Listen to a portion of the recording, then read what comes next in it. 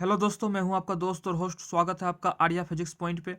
आज हम लोग करने वाले हैं TMBU BSc part 2 physics paper 2 के क्लास 10 में आज हम लोग पढ़ेंगे स्टोक्स थ्योरम। हम लोगों ने लास्ट क्लास 9 में हम लोग पढ़ चुके हैं ग्रीन्स थ्योरम। ये इंपॉर्टेंट है और इसका यूज स्टोक्स थ्योरम और गॉस डाइवर्जेंस थ्योरम में भी होगा। तो सबसे पहले जो ग्रीन्स थ्योरम नहीं किए हैं, लास्ट क्लास में जाके ग्रीन्स थ्योरम कीजिए, फिर आते हैं स्टोक्स थ्योरम पे। और चैनल को लाइक शेयर एंड सब्सक्राइब कीजिए। अपने दोस्तों को भी बताएं चैनल के बारे में। स्टोक्स थ्योरम जो है यूनिवर्सिटी में इस प्रकार से उस पर क्वेश्चन बेस होता है। क्वेश्चन फर्स्ट है, standard proof Stokes theorem for relation between line and surface integrals. Proof that close integral D R cross A equal to surface integral N cross भी N cross del cross A D S. State and proof Stokes theorem in vector analysis. Prove that divergent of curl V equal to 0. State and prove Stokes theorem. Discuss its significance. Explain line, surface and volume integrals. State and prove Stokes theorem. Explain line, surface and volume integrals. Define line surface and volume integrals. State and proof Stokes theorem. तो ये जो बोले थे आप लोगों को, line surface और volume integral important है, ये भी एग्जाम में स्टोक्स थ्योरम के साथ पूछा जाता है। ये हम लोगों ने क्लास 8 में कंप्लीट किया। तो लाइन सरफेस और वॉल्यूम इंटीग्रल भी आप लोग कर लीजिएगा, साथ में स्टोक्स थ्योरम जो आज करने वाले हैं। बहुत ही इंपॉर्टेंट क्लास है आज। तो शुरू करते हैं हम लोग। तो what is Stokes theorem? Stokes theorem का सबसे पहले स्टेटमेंट क्या कहता है? This theorem states that the line integral of a vector field A around any closed curve C is equal to the surface integral of normal component of curl of that vector taken over any surface S of which the closed curve is the boundary edge।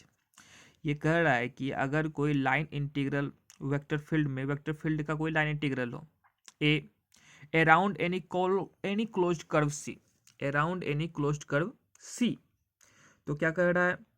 तो वो equal होगा किसका? Surface integral के equal होगा, जो कि normal component of curl of that vector taken at any surface. Alright. और जो क्लोज कर्व होगा वो क्या होगा? उसका बाउंड्री एज होगा। तो कह रहा है कि close curve of vector A dot D r equal to surface integral of curl A dot N D s. तो ये हमको प्रूफ करना है। क्या प्रूफ करना है? Close integral of A dot D r equal to surface integral of del cross A dot N D s. या फिर ए डॉट डी आर को हम लोग लिख सकते हैं close integral of A X D x plus A Y D Y A Z D Z equal to surface integral of del cross A को लिख सकते हैं I A X plus J A Y plus K A Z dot N D S. ये आपको statement हमेशा याद रहना चाहिए अब से। ऑलराइट, तो शुरू करते हैं हम लोग प्रूफ। ये फिगर आप लोग बना लीजिए, सही से बनाइएगा फिगर ये वाला। ये थीटा एंगल है, ये के है, ये एन हो गया एन वेक्टर, के वेक्टर, डी एस हो गया सरफेस, ये एस क्लोज कर्व सी, ये जेड एक्सिस में है, इधर हो गया एक्स एक्सिस, वाई एक्सिस में जेड वाई जेड एक्सिस में ये पड़े। नीचे क्या हुआ है? रेडियस आर है। ये आपका डी एक्स साइड हो गया, डी वाई साइड हो गया। इसका एरिया क्या हो जाएगा? डी एक्स डी वाई, ये पी हो जाएगा। ऑलराइट। तो let S be S surface bounded by the closed curve C. S surface है जो कि बाउंडेड है क्लोज्ड कर्व सी के द्वारा, in such a way that the projections drawn from each point of the surface on the x, y, y, z and zx planes are regions bounded by the closed curves। सभी क्या है? closed curves के region bounded है। The equations of the projections on the planes are, equation क्या projection क्या हो जाएगा? Z क्या होगा? f1 एक्स वाई का फंक्शन होगा। पहला जो फंक्शन होगा जेड, वो एक्स और वाई का फंक्शन होगा। एक्स क्या होगा? वाई और जेड का फंक्शन होगा। और वाई क्या होगा? जेड और एक्स का फंक्शन होगा। तो Z equal to f1 X Y, X equal to f2 Y Z और Y equal to f3 Z X. Where f1 f2 and f3 are angle valued continuous and sorry where f1 f2 and f3 are single valued है, continuous है और differentiable function है। ये सभी f1 f2 और f3 जो यहाँ पर क्या था, जेड क्या है एक्स वाई प्लेन में है, एक्स क्या है वाई जेड प्लेन में है, जेड क्या है और वाई क्या है जेड एक्स प्लेन में है, और यहाँ पर सभी Y x f1 f2 f3 ये सिंगल वैल्यूड कंटिन्यूअस और डिफरेंशिएबल फंक्शन है। तो हम लोग स्टार्ट करते हैं। तो हम लोग स्टोक्स थ्योरम का आरएचएस लेते हैं। क्या था, surface integral of del cross I A x into N D s. I A x को लिख सकते हैं हम लोग क्या, और डेल क्रॉस आई एक्स क्या हो जाएगा, डेल को लिख सकते हैं I del by del X plus J del by del Y plus के del by del Z cross I A X. ये सही है। हम जानते हैं कि ये क्या होता है क्रॉस प्रोडक्ट में, जो आई क्रॉस आई क्या हो जाता है, जीरो हो जाता है, जे क्रॉस आई क्या हो जाएगा, के हो जाएगा, और के क्रॉस आई क्या हो जाएगा, जे हो जाएगा, जे क्रॉस आई माइनस के होता है। तो हम लोग क्रॉस प्रोडक्ट कर देते हैं इंटू एन डी एस। तो क्या बचता है मेरे पास, surface integral of del cross I X dot N D S equal to surface integral of J dot N del A x by del Z minus K dot N A del A x by del Y into D S. इसको equation 1 मान लेते हैं। The equation of this surface S में be written as, Z पे हम लोग लिख सकते हैं f1 एक्स वाई, क्योंकि एक्स वाई पे हो जाएगा जेड का फंक्शन। तो let r be the position vector of any point and the surface hence. R position vector है तो क्या क्या एक्स वाई जेड तीनों में होगा। आर इक्वल टू क्या हो जाएगा i x plus j y plus के जेड। डी आर क्या हो जाएगा i D x plus j d Y plus k d Z. तो आर को हम लोग लिख सकते हैं i x plus j y plus k, और जेड को क्या लिखे हैं f1 एक्स वाई। हम लोग differentiating both sides with respect to y करते हैं, तो del r by del Y हो गया। ऑलराइट, और यहाँ पे क्या हो जाएगा, तो y बराबर एम एक्स प्लस सी होता है, d y by d S equal to m होता है। तो यहाँ पर a परपेंडिकुलर b होगा तब ना a डॉट बी बराबर जीरो होगा, तो j प्लस के del F one by D y dot n बराबर क्या हो जाएगा zero. Alright, since n is the unit vector in the normal direction of the surface s, n क्या है यूनिट वेक्टर है नॉर्मल डायरेक्शन s पे, and hence it must be also perpendicular to del r by del y। तो perpendicular होगा, अगर perpendicular होगा तो del r by del y dot n बराबर क्या हो जाएगा जीरो।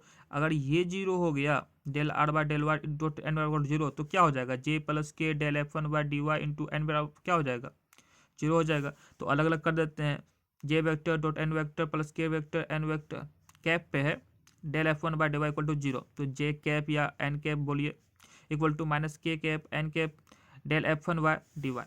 ये वैल्यू निकल जाएगा। ये जो वैल्यू निकला जे डॉट एन का, इसका हम इक्वेशन 1 में पुट करते हैं।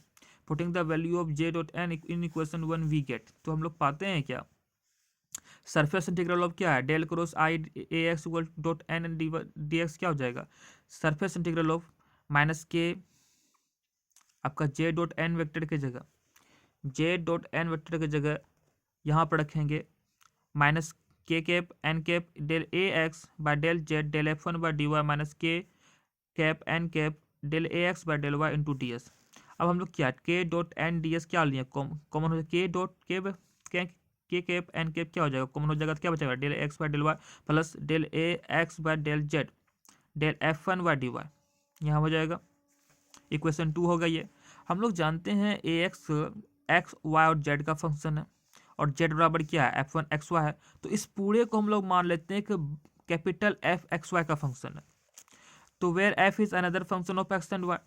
अब हम लोग इसका करते हैं इंटीग्रेशन, तो क्या हो जाएगा, सॉरी डिफरेंशियल करते हैं वाई के रिस्पेक्ट में, तो क्या हो जाएगा del A x by D Y plus del A x by del Z into del Z by del Y हो जाएगा plus del F by del Y. तो del A x by del Y plus del A x by del Z into del F one by del Y equal to del F by del Y हो जाएगा। हम लोग जानते हैं Z किसका function है, f1 का फंक्शन है, तो जेड का जगह क्या लिख दिए f1 लिख दिए।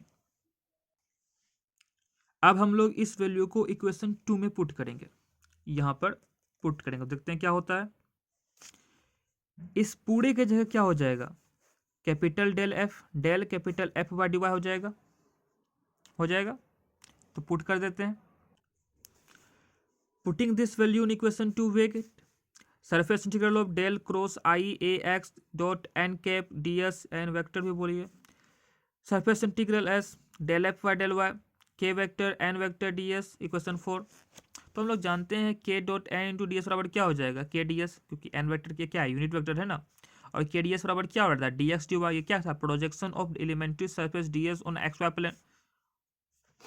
तो के भी तो यूनिट वेक्टर ही है, तो डी एस का निकल जाएगा डी एक्स डी वाई। तो यहाँ देखते हैं जो सरफेस इंटीग्रल है del cross I A x dot N D S equal to क्या होकर गया माइनस डबल इंटीग्रेशन जो सरफेस इंटीग्रल था del F Y del y d x into d Y हो जाएगा। Del F Y del Y हो गया k dot N D s, del F Y del Y हो गया, डी एस का value क्या था d x d y put कर दिए। अकॉर्डिंग टू ग्रीन्स थ्योरम, हम लोग ग्रीन्स थ्योरम पढ़े हैं, अकॉर्डिंग टू ग्रीन्स थ्योरम होता क्या है double integration del F Y del y d x into d Y equal to होता है minus close integral of F into D x होता है। तो ऐसे भी हम लोग कर सकते हैं कि डबल इंटीग्रेशन को बदल देंगे क्लोज इंटीग्रेशन में, डी वाई कैंसिल कर देंगे तो क्या बच जाएगा एफ डेल एफ का हो जाएगा एफ इंटू डी एक्स। सोचने योग्य है, अगर नहीं तो हम लोग सोच समझने के लिए जैसा बोले हम अकॉर्डिंग टू ग्रीन्स थ्योरम होता क्या है double integration of del F by del y d x into d Y equal to minus close integral of F into D x. Alright, ये ग्रीन्स थ्योरम का इसका यूज हुआ। आप लोग Green's theorem जाइए उसका उसमें देखिए ये थ्योरम कहाँ पर है, ये कहाँ पर यूज होता है ग्रीन्स थ्योरम में, उसके बाद इसको यहाँ पुट करते हैं double integration of del cross I A x into N D s. तो यहाँ जितना था del F by del y d s into d y था उसका जगह क्या हो जाएगा minus f into minus close integral of F into D x. तो माइनस माइनस क्या हो गया प्लस हो गया। Since at each and every point of जो यहाँ पर टॉर्क है boundary of are, since at each and every point of torque the value of f is the same, f का वैल्यू क्या होगा सेम होगा as the value of A x at each point x y z. जैसे A x का value उस same होगा सब जगह, वैसे एफ का क्या होगा एफ भी तो एक्स और वाई का फंक्शन था of C and d x is the same for the curves hence d x जो होगा सभी जगह क्या होगा सेम होगा।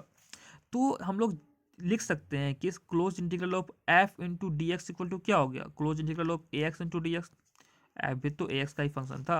Equation 6 from equation 5 and 6, from equation 5 and 6 हम लोग लिख सकते हैं एफ की जगह क्या लिख देंगे ए एक्स लिख देंगे। Close integral of del cross I A x into N D S equal to ये सरफेस इंटीग्रल है, surface integral of del cross I A x dot N D S equal to close integral of A X D X equation 7 हो गया। Similarly हम लोग इस प्रकार से लिख सकते हैं ए वाई डी वाई में ए जेड डी जेड में। तो आई की जगह क्या हो जाएगा जे हो जाएगा, ए एक्स की जगह क्या हो जाएगा ए वाई हो जाएगा, और डी एक्स की जगह क्या हो जाएगा डी वाई हो जाएगा। तो सिमिलरली हम लोग सकते हैं surface integral of del cross J A Y dot N D S equal to close integral A Y D Y equation 8 हो गया। Surface integral of del cross A K A Z dot N D S equal to close integral of A Z D Z equation 9 हो गया। Adding equation 7 8 9 we get, सबको जोड़ देंगे तो क्या हो जाएगा आई A X plus J A Y plus K A Z हो जाएगा। तो डेल क्रॉस ये पूरा ए वेक्टर हो जाएगा into N D S equal to क्या हो गया A X D X A Y D Y A Z D Z. तो ये क्या है मेरा है डॉट प्रोडक्ट किसका वेक्टर ए का और वेक्टर डी आर का। तो I A X plus J A Y plus के Z dot I D x plus J A Y plus K Z क्या होगा इसके इक्वल होगा ए X D x plus A Y D Y plus A Z D Z. और ये क्या है vector A है और ये क्या है वेक्टर डी आर है। तो इस प्रकार से मेरा स्टोक्स थ्योरम क्या हो गया प्रूफ हो गया क्या surface integral of del cross A N D S equal to close integral of A into D R, या close integral of A dot D R बराबर क्या हो जाएगा surface integral of del cross A N D S. यही था this proofs Stokes theorem, यही मेरा Stokes theorem था। स्टोक्स थ्योरम करता क्या है क्लोज इंटीग्रल और सरफेस इंटीग्रल को इंटरचेंज करता है। ऑलराइट, ये ऑब्जेक्टिव क्वेश्चन भी पूछता है स्टोक्स थ्योरम का काम क्या है। अभी हम लोग पढ़े भी थे कि क्वेश्चन में ही कहाँ था question line and surface integrals. State and prove Stokes theorem for relation between the line and surface integrals. और ये हमको प्रूव करना है, ये भी हमको प्रूव करना है, और आगे बहुत सारा प्रूव करना है। तो बने रहिए मेरे साथ, चैनल को लाइक शेयर एंड सब्सक्राइब कर दीजिए। मिलते हैं नेक्स्ट वीडियो में, आगे प्रूव करेंगे। और स्टोक्स थ्योरम इंपॉर्टेंट है, वो कर लीजिएगा। सी यू, टाटा, signing out. Like share and subscribe. मिलते हैं आपसे नेक्स्ट वीडियो में। God bless you all. Thank you very much.